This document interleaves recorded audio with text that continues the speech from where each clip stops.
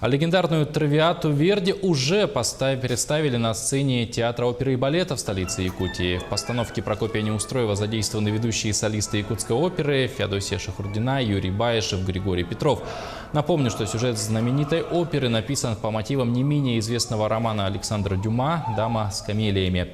Специально ради этого спектакля в столицу приехал итальянский дирижер и по совместительству коуч по вокалу Алессандро Бичи. Именно он раскрыл артистам все нюансы итальянского вокала, что является фундаментом каждой оперы.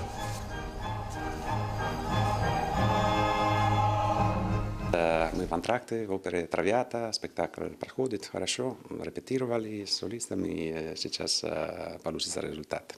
Здесь очень хороший коллектив, люди очень желательные, они хотят петь хорошо, они хотят сделать правильно, они любят итальянскую музыку.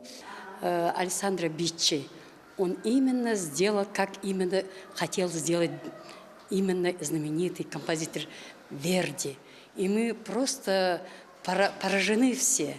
Музыка совсем зазвучала по-другому, свежо.